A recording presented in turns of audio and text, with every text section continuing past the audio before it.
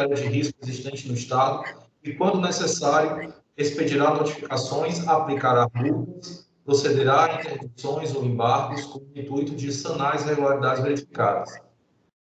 Mas ainda que se entenda que, por se tratar de estabelecimentos serem lojas e, portanto, estivessem sendo violados os interesses dos consumidores, se nós analisarmos em conjunto a Lei Complementar número 30, de 2002, que cria o Programa Estadual de Proteção e Defesa do Consumidor, nós vemos que o DECON, ao se deparar com a ausência do certificado de conformidade, deveria ter informado aos bombeiros, para que estes fizessem a fiscalização.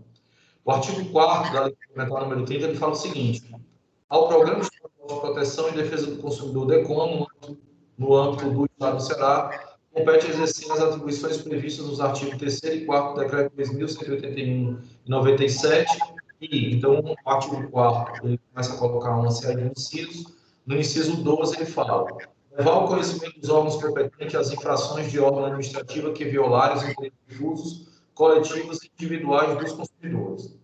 Então, Excelência, se a lei define como órgão competente o Corpo de Bombeiros, então caberia ao DECON, ao se deparar com a ausência do certificado, levar os fatos ao conhecimento do Corpo de Bombeiros e não autuar a empresa.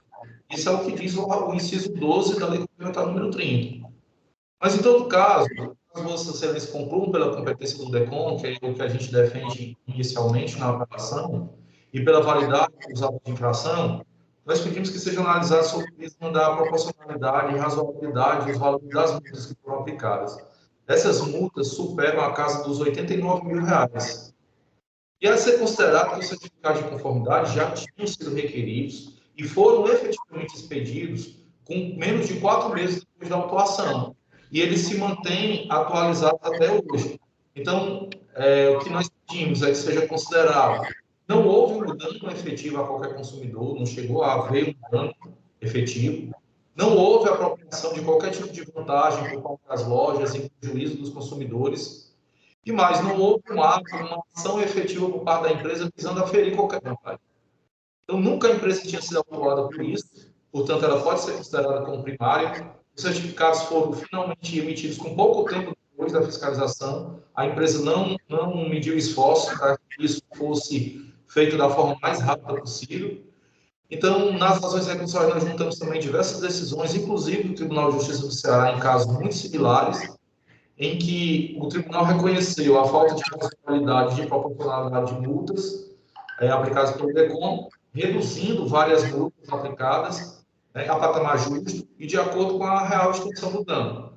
Então, sucessivamente, nós pedimos, após reconhecimento da anulação do auto ou incompetência do DECON na fiscalização, sucessivamente mantida o reconhecimento de competência, que o tribunal analise se a multa foi aplicada de forma proporcional e faça um ajuste nesses valores, né, considerando todas essas questões que foram colocadas. É o que deixo requerir. Muito obrigado. Obrigado, doutor Fernando. Desembargador Vilar, Vossa Excelência quer fazer alguma consideração? Só uma pequena.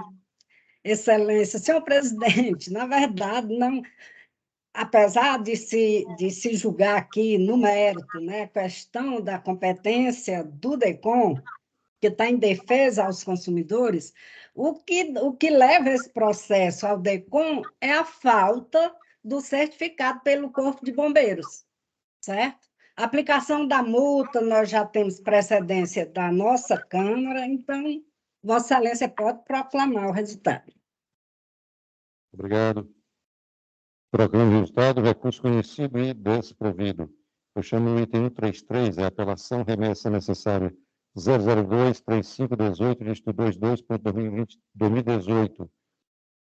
Remetente juiz de direito da Cunha, agora sigla da comarca de Itauá. Apelante e apelado a PEOC, Sindicato dos Servidores Públicos lotados nas secretarias de Educação e de Cultura do Estado do Ceará. E apelante e apelado, município de Itauá, da minha relatoria. O doutor Francisco Aldairton Ribeiro Carvalho Júnior está presente?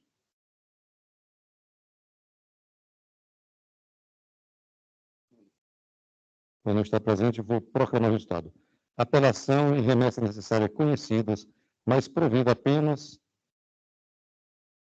o recurso da parte autora. Eu chamo o item 167, apelação remessa necessária 010-6276, distrito 3.2018. Remetente juiz de direito até 13ª Vara da Fazenda Pública da Comarca de Fortaleza. Apelante apelado, BS, cargo, REC limitada, EPP. E apelante apelado, o Estado será como apelado e como apelante apelado, Ortovim, Comércio de Implantes Limitada, ME. Advogada Lara Gugel do Amaral Duarte Vieira. Já vi que a doutora Lara está presente.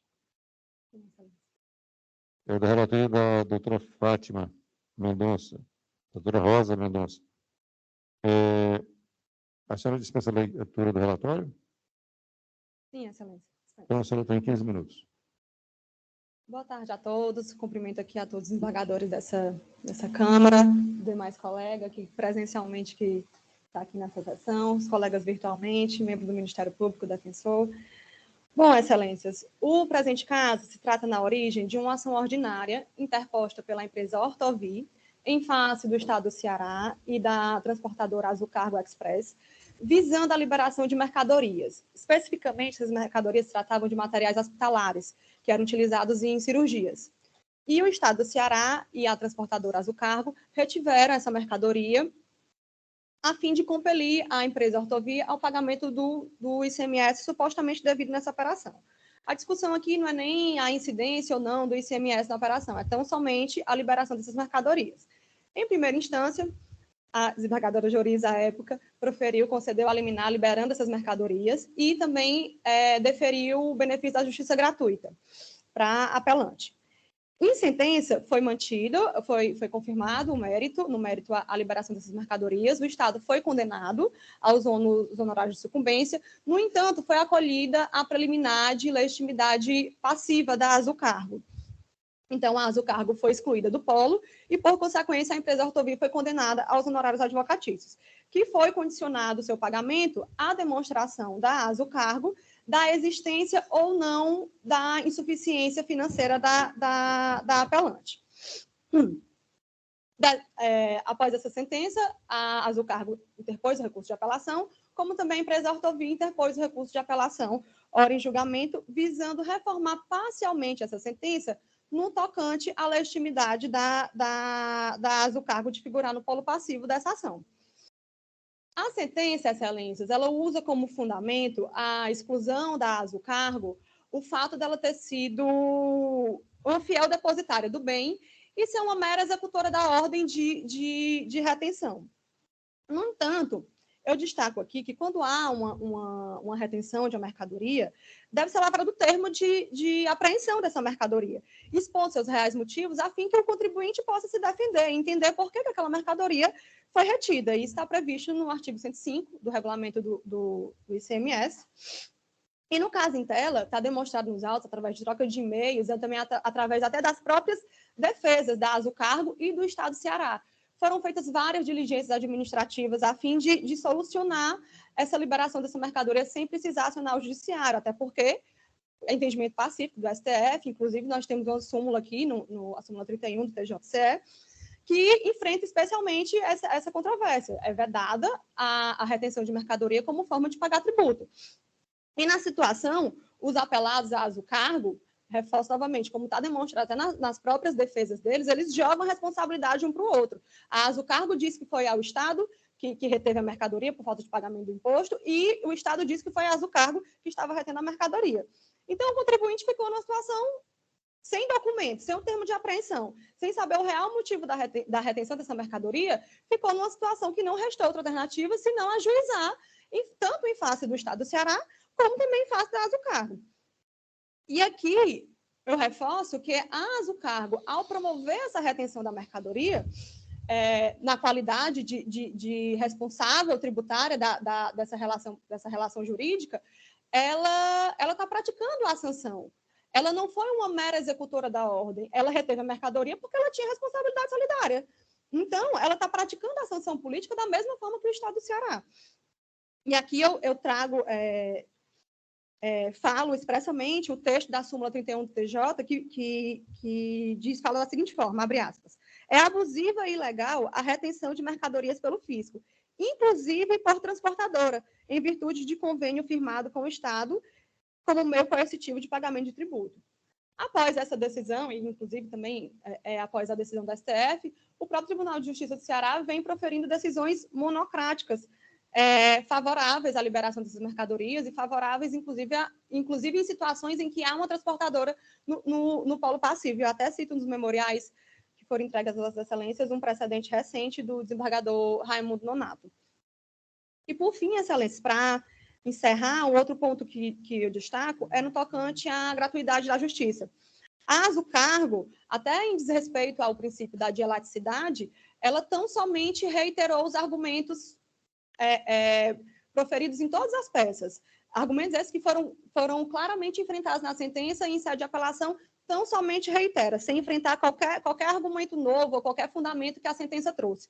E, além disso, quando foi deferido o pedido de justiça gratuita, ela não recorreu, ela não interpôs o agravo de instrumento à época. Então, qualquer discussão acerca da capacidade financeira ou não da apelada, a meu ver, está preclusa. Bom, então são com esses argumentos que eu peço para que o recurso de apelação da empresa Ortovi seja dado provimento, para que seja mantida a Azucargo no polo passivo, afastado qualquer ônus sucumbencial, bem como também que seja mantida o benefício da justiça gratuita. Obrigada, Excelência. Obrigado, doutora Laura. Parabéns pela sustentação oral. Obrigada. Sustentação oral clara, com muita segurança. Doutora Rosa, Vossa Excelência quer fazer alguma consideração? Não, Excelência. Posso proclamar o resultado, né? Proclamar o resultado. Bom, proclamar o resultado. A Câmara conheceu do reexame necessário e das apelações para negar provimento aos recursos, reformando em parte a sentença apenas no tocante aos honorários advocatícios sucumbenciais. Eu chamo o item 238, o agravo instrumento 0628679, dígito 50.2022, em que é agravante Banco CSF S.A. e agravado o município de Fortaleza. Da leitura do desembargador Luciano, eu indago se a doutora Juliana está presente. Juliana Gonçalves Amâncio. Estou presente, Excelência. Muito bem.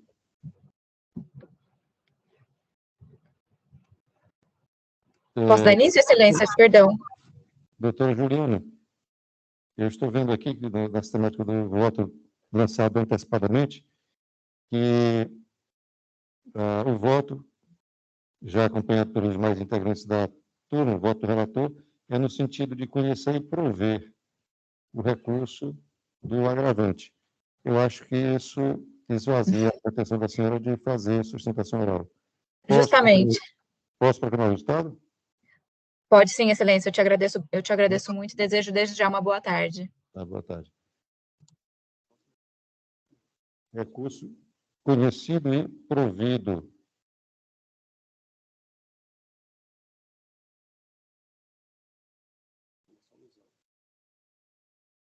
Assim, só isso, né? Tem alguma coisa mais, não? Não, pode falar.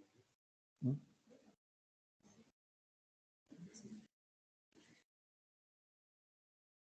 Como é que vai falar? Ah, sim. Ok. Tem um pedido de sustentação oral que não foi feito à secretaria. A parte peticionou nos autos, diretamente, e mesmo assim nós vamos conceder o direito à sustentação oral. Obrigada, Excelência. O item 249, apelação civil 021-4124, dígito 90.2022. Apelante Vicente de Soto Cavalcante, e apelado do Estado do Ceará.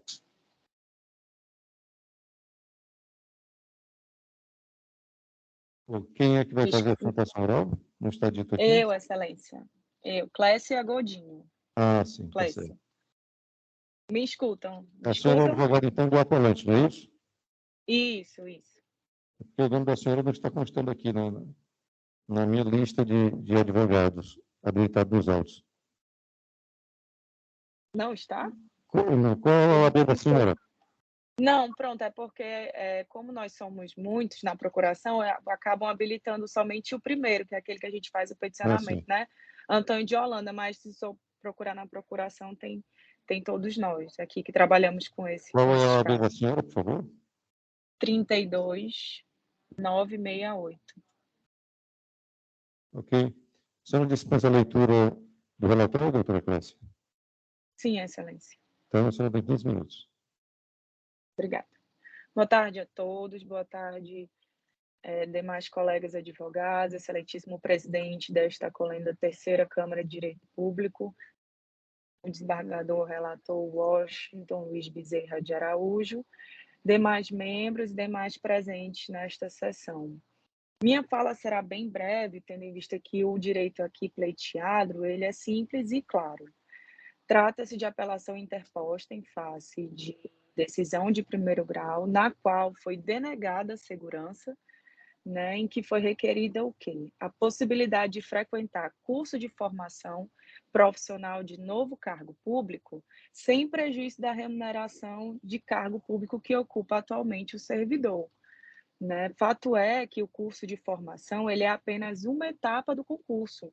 Ele tem caráter eliminatório, classificatório, ele não possui qualquer garantia de que o servidor vai ser nomeado, nem possui qualquer vínculo com o ente federativo realizador do concurso. Né? O curso de formação, quem não participa do curso de formação é de fato eliminado do concurso. Né? Então, se ele não participasse, se ele fosse eliminado, essa eliminação afrontaria frontalmente o artigo 37, inciso 2 da Constituição Federal, que permite a ampla acessibilidade aos cargos e empregos públicos, né, por aqueles que preencham seus requisitos. Então, se ele alcançou pontuação necessária para participar do curso de formação, ele tem sim esse direito de participar do curso, né? Então, quando se determina que ele pode realizar o curso, mas com prejuízo da remuneração, você acaba tolhindo o servidor público daquele direito que ele tem do amplo acesso aos cargos, a um novo cargo público, não é isso? Assim, exigir que o servidor estável, né, faça um novo curso de formação, porque ele já é servidor estável, faça um novo curso sem uma licença remunerada, ele fica totalmente adverso aos princípios da isonomia e da razoabilidade, princípios esculpidos também na Constituição Federal.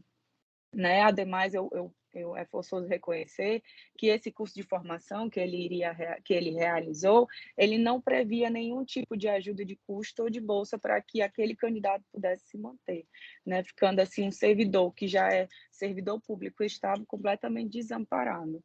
Por fim, Excelência, eu gostaria de destacar um entendimento já consolidado deste Tribunal de Justiça, em que no mandado de segurança 06007 46.2017, mesmo diante dos termos do decreto estadual, que é um decreto citado na decisão de primeiro grau, o decreto estadual número 29.458 de 2008, que prevê realmente a possibilidade de realização do curso de formação com prejuízo, apesar dessa previsão, o tribunal já sustenta, né, que essas previsões devem ser interpretadas à luz dos princípios da isonomia, da isonomia e da acessibilidade aos cargos públicos. Né? Então, mesmo diante dessas previsões, precisamos fazer uma interpretação à luz desses princípios constitucionais.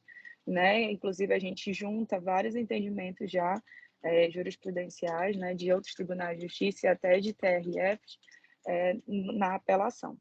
Dessa forma, a gente requer o provimento da apelação e eu agradeço a todos pelo tempo. Obrigado, doutora Clécia. Obrigada, Vossa excelência. Excelência quer fazer alguma consideração? Senhor presidente, eu mantenho o voto, certo? Inclusive porque é o entendimento desta Câmara. Okay? A liberação, mas sem os vencimentos. Sem Ok. Vou programar o resultado, recurso conhecido e desprovido.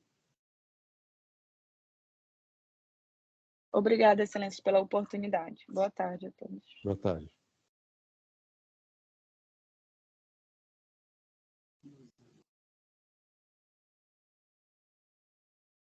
Puxando o item 2009, É a apelação civil 091-5995-95.2014, em que apelante GNG, Construções e Comércio Limitada, e apelado ao Estado do Ceará, da relatora da desembargadora Joreza,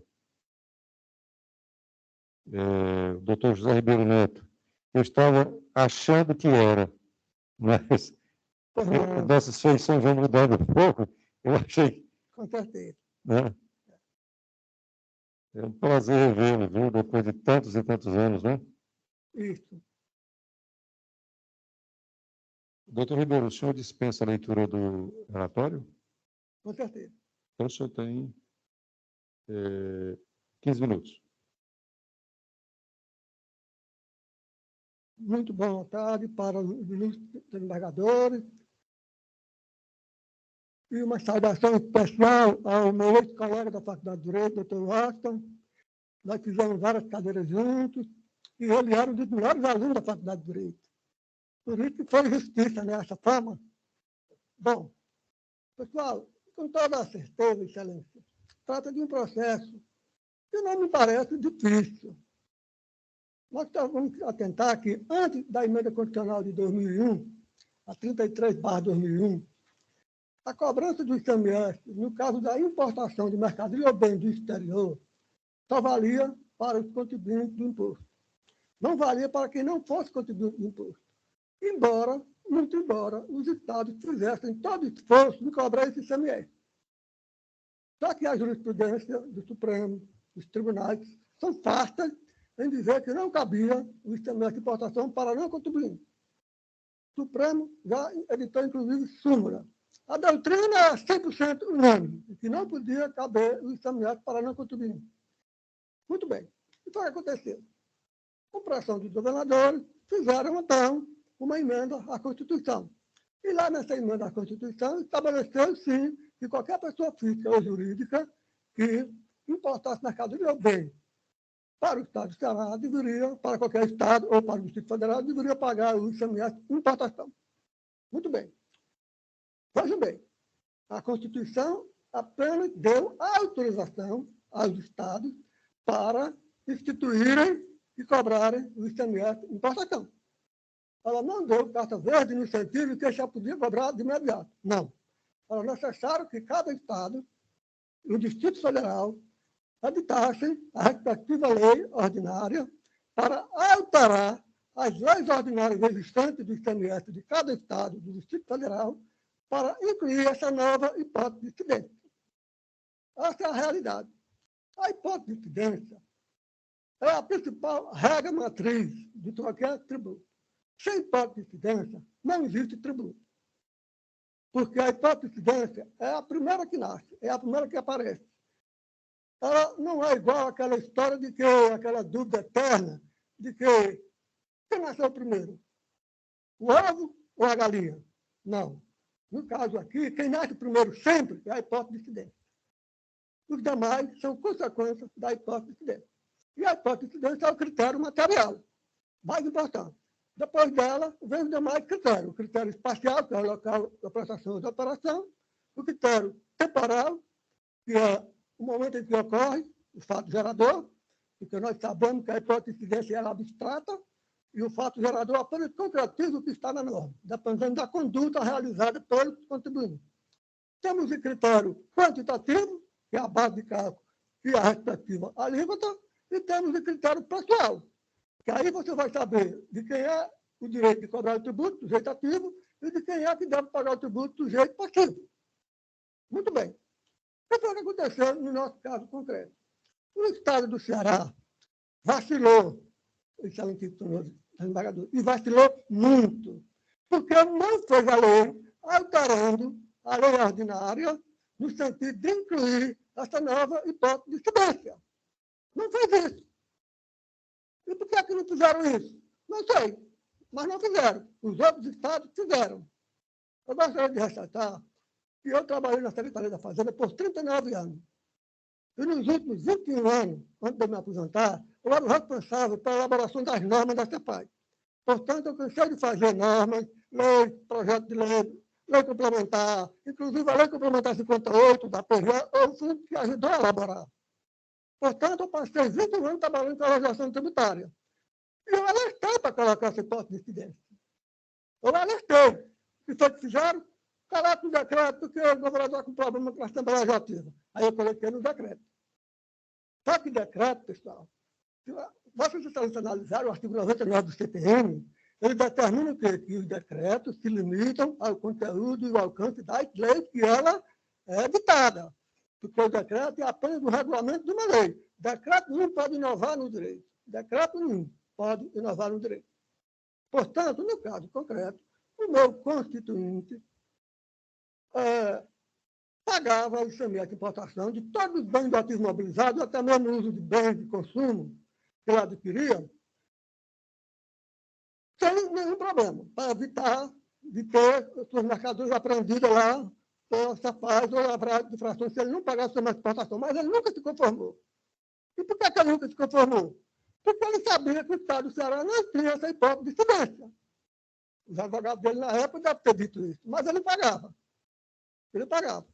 Aí entrou, então, para pedir a restituição desse ingresso, ao argumento de que não existia a hipótese de incidência capaz de gerar essa cobrança. E todo o embrólio começou aí. A Procuradoria apresentou 4 argumentos, que são facilmente rebatíveis com o perdão, com a vênia do nosso ilustre procurador e a própria Procuradoria, com a qual eu tenho tanto apreço, porque eu cansei de me reunir, né, porque eu fazia as normas, cansei de me reunir com o pessoal da Procuradoria Fiscal. Muito bem. Quais foram os 4 pontos que a PGA apontou e que, infelizmente para nós, foram endossados pelo doutor juiz? Primeiro ponto, que tinha, na lei do ICMS, a definição de contribuinte do imposto, como sendo qualquer importador de mercadorias ou bem. Ora, definir o contribuinte do imposto não é definir a sua hipótese de incidência. Eu conheço vários estados, o próprio estado do Ceará, em que nós colocamos qualquer pessoa como contribuinte do ICMS, desde que ela pratique aquelas operações relativas ao ICMS, desde que ela pratique as transações relativas ao ICMS. Qualquer pessoa, então uma pessoa física, praticou aquela operação, sujeito contribuinte do ICMS. O Estado do Ceará fez isso, colocou qualquer pessoa como contribuinte do ICMS, inclusive, na época, o próprio importador. Mas não mexeu na hipótese de incidência. Não levou para o ponto mais importante, o critério mais importante, que é o critério material, que é a hipótese de incidência. Não levaram para lá. Por quê? Não é porque o governador está melindado com a Assembleia Legislativa. Pelo amor de Deus, não tem paciência. Não é assim que se resolve o direito tributário. Não é assim que se resolve cobrar o tributo de forma correta, justa e amparada na Constituição. Não é assim.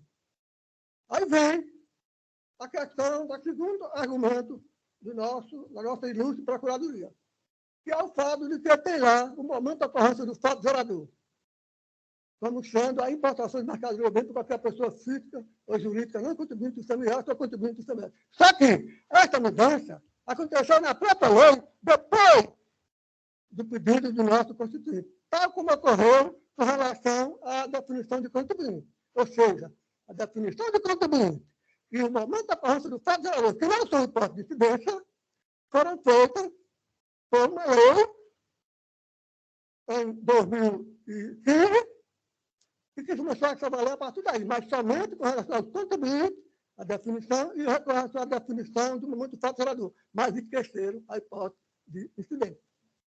Infelizmente, esqueceram o ponto mais importante, porque todos nós sabemos que sem hipótese de incidência não é possível cobrar o tributo. Não é possível. Porque sem hipótese de incidência é como se não existisse nesse mundo jurídico. Por exemplo, se eu sou dono de um hospital, eu não posso jamais pagar ICMS porque eu forneço medicamentos para os meus pacientes. Ora, se eu estou fornecendo medicamentos, nem que seja medicamento caríssimo, principalmente de câncer e o que for, para os meus pacientes, eu não estou vendendo medicamento. Eu estou prestando um serviço relativo à saúde do meu paciente. E isso não é hipótese de incidência. É a mesma regra aqui. Se você não coloca como hipótese de incidência na lei própria de cobra um tributo, é óbvio que você não pode utilizar os outros critérios materiais da hipótese de incidência. Não pode. Porque que adianta você ter o valor da mercadoria, você tem o valor, o local onde ocorreu a prestação, você tem quem é o contribuinte, mas não tem hipótese de incidência. Sem hipótese de incidência, nada é nada. Não existe no ordenamento jurídico. Portanto, quando o meu constituinte me procurou, eu disse para ele, o direito é bom, porque houve essa ausência do principal argumento a cobrar o tributo, que é a hipótese de incidência. O próprio Geraldo Altaliba, o famoso Geraldo Altaliba, ele falou sobre a natureza jurídica específica do tributo, e eu parafraseei essa frase dele, dizendo o seguinte, que é aquela frase famosa, né? Diga-me quem tu és, diga-me com quem tu és, e eu direi quem tu és. É a mesma coisa do tributo. Diga-me qual é o fato gerador, e eu direi qual é o tributo. Diga-me qual é a hipótese de incidência, e eu direi qual é o tributo. Então, é a mesma coisa. Então, excelentíssimo senhor dos embargadores, toda a questão está aí. Existe uma hipótese de incidência que tem a capacidade de fazer com que o Estado do Ceará cobre esse tributo? Não. De forma alguma. Agora, a partir de janeiro, na verdade, abril de 2015, porque na época que foi feita a lei, nós tivemos que observar a noventena e o princípio da anterioridade. Por isso, só no de abril de 2015, que começaram a cobrar o Estado do Ceará. O meu constituinte pagou regiamento e sistema de importação a partir daí, e nunca aconteceu. Portanto, em momento algum, nós estamos contestando a cobrança do ICMS a partir deste momento. Nós nunca contestamos também a emenda constitucional que deu essa possibilidade, mas dar uma possibilidade é uma coisa, e fazer a lei criando uma hipótese de incidência relativa a essa possibilidade dada pela Constituição é outra coisa. E o Estado do Ceará, infelizmente, vacilou, e vacilou muito. Portanto, excelentíssimo, espero que Vossas Excelências acolham os nossos argumentos e determinem a reposição de um débito que a empresa tem o direito de receber, porque pagou indevidamente. Pagou indevidamente. Eu agradeço aos senhores pela consideração. Obrigado, doutor Ribeiro.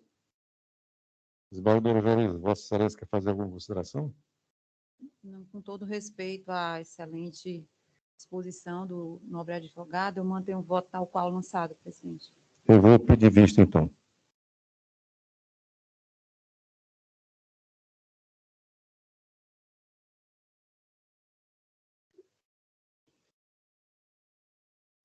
Nós voltaremos ao julgamento na próxima sessão. Pedir vista para examinar o processo à luz dos argumentos que o senhor trouxe na sua exposição, e parabéns pela exposição, pela sustentação oral. E foi um prazer revê-lo, viu?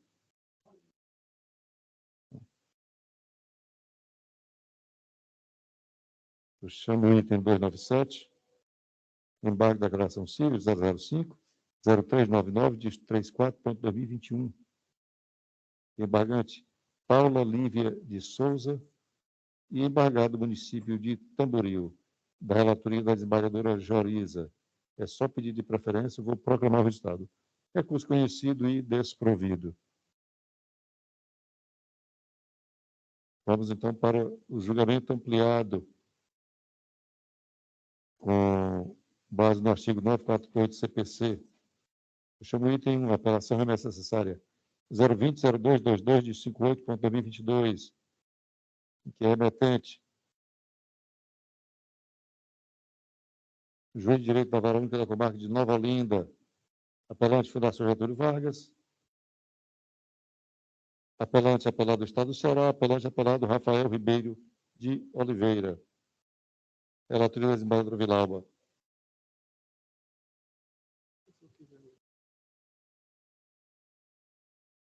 A turma, por maioria, acorda em não conhecer da apelação da FGV, conhecer parcialmente da apelação do Estado do Ceará para dar-lhe parcial provimento e conhecer da remessa necessária para dar parcial provimento nos termos do voto da relatora. A decisão é por maioria. Vencido o desembargador Luciano.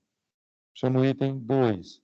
É a apelação civil 020-01-60 de 03.2022.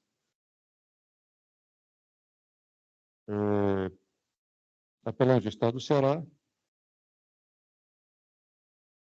e apelado Luiz Harrison Mariano Lima, que é advogado em causa própria, da relatoria da desembargadora Vilauba. A turma, por maioria, acorda em conhecer do recurso para negar-lhe provimento nos termos do voto da relatora.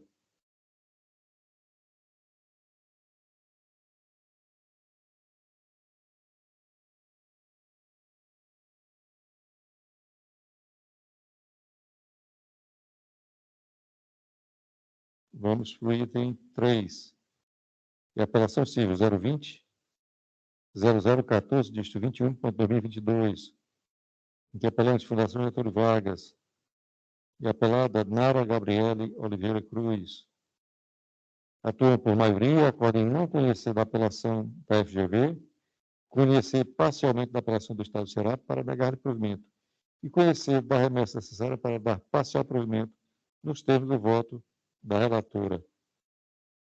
E nós temos, então, 2 pedidos de vista. O item 189 é a apelação civil 027-5654, dígito 66.2020, em que apelante o Estado do Ceará, e apelada Maria Ivoneide do Nascimento Silva. Aliás, é isso mesmo. Da relatora da doutora Rosa Mendonça. Então, eu apresentei o pedido de vista e o julgamento fica adiado para a próxima sessão. E o item 214, o agravo de instrumento 063-6026, 37.2022, em que é agravante Roberta Laiana Gomes de Melo Monte e agravado do Estado do Ceará. Então, o julgamento também fica adiado, diante do meu pedido de vista. E é adiado também o item 301, a remessa da Assessoria Civil 022-1507, dígito 22.2022, em que remetente o juiz da 14ª Vara da Fazenda Pública da Comarca de Fortaleza, impetrante Débora Dalpai, e impetrado o diretor-presidente da Fundação Regional de Saúde do Estado do Ceará, FunSaúde, da relatoria da desembargadora Joreza. Então, adiado por indicação da relatoria. E retirados de pauta os itens 109, o agravo instrumento 063-6954, dígito 85.2022, em que é agravante Rafaela Maria Monteiro Sampaio, e agravado o Estado do Ceará, da minha relatoria. Também retirado de pauta o item 132, apelação remessa necessária 002-3287, dígito 92.2018, que é remetente juiz de direito da primeira Vara Civil da Comarca de Itauá, apelante e apelados apelantes e apelados Adriana Desidério Torquato e outros, e apelante apelado município de Itauá, da minha relatoria. Também retirado de pauta, apelação civil 020-0162, dígito 81.2022, em que apelante apelado do Estado do Ceará e apelante apelado Antônia Gomes de Moura, da relatoria do desembargador Luciano. Também retirado de pauta o item 256, apelação civil 020-0321, dígito 48.2022, em que é apelante município de Santa Quitéria e apelada Maria Helena Rodrigues Magalhães, da relatoria do desembargador Luciano. Todos os demais processos incluídos na pauta, e que não foram chamados hoje, porque não houve pedido de preferência ou sustentação oral, já estão julgados, de acordo com a sistemática do voto antecipado. Eu indago, desembargadora Vilauba, Vossa Excelência confirma todos os votos lançados? Mantenha, Excelência. Desembargador Luciano, Vossa Excelência confirma os votos lançados? Sim, senhor presidente, confirme. Desembargadora Joreza, Vossa Excelência confirma os votos lançados? Confirmo, presidente. Doutora Rosa, a senhora, Vossa Excelência confirma os votos lançados? Sim, Excelência. Então, esses processos estão todos julgados de acordo com os votos previamente lançados e já acompanhados pelos integrantes das turmas julgadoras. E logo após a sessão, eles serão publicados. Eu indago ao colegiado, há algo mais a tratar? Não, Excelência. Será se cabe um pedido de parabéns aos novos gestores do Tribunal de Justiça, o nosso presidente Abelardo, nosso vice-presidente Heráclito, nossa corregedora, desembargadora Edna, Com certeza. Então, Com certeza. Né? aprovado, então, né? Aprovado. O Ministério Público quer se acostar, doutor Zé Filho? Concordo em gênero e grau, Excelência, com a proposição de Obrigado. Vossa Excelência. A Defensoria também se acosta, doutor Gustavo? Bom, nada mais havendo a tratar, declaro encerrada a sessão. Obrigado. Uma boa semana a todos. Até mais.